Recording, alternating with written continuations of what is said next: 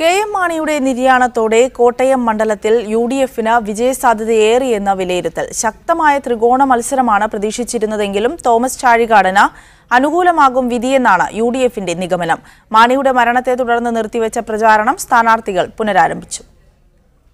തീപാറുന്ന പോരാട്ടമായിരുന്നു കോട്ടയത്ത് നടന്നിരുന്നത്. മൂന്ന് മുന്നണികളും കരുത്തരായ സ്ഥാനാർത്ഥികളെ രംഗത്തിറക്കിയപ്പോൾ ത്രികോണ മത്സരത്തിനാണ് കോട്ടയം വേദിയായത്.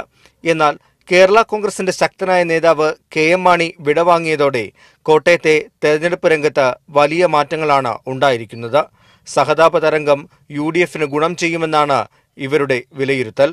ശബരിമലയും ചർച്ച് ആക്ടും പ്രളയവും റബ്ബറുമെല്ലാമായിരുന്നു കോട്ടയത്തെ പ്രധാന ചർച്ചാ വിഷയങ്ങൾ. എന്നാൽ കെ.എം. മാണിയുടെ നിര്യാണത്തെ തുടർന്ന് ഈ വിഷയങ്ങളെല്ലാം പ്രചാരണ രംഗത്ത് നിന്നും അപ്രത്യക്ഷമായിരിക്കുകയാണ്.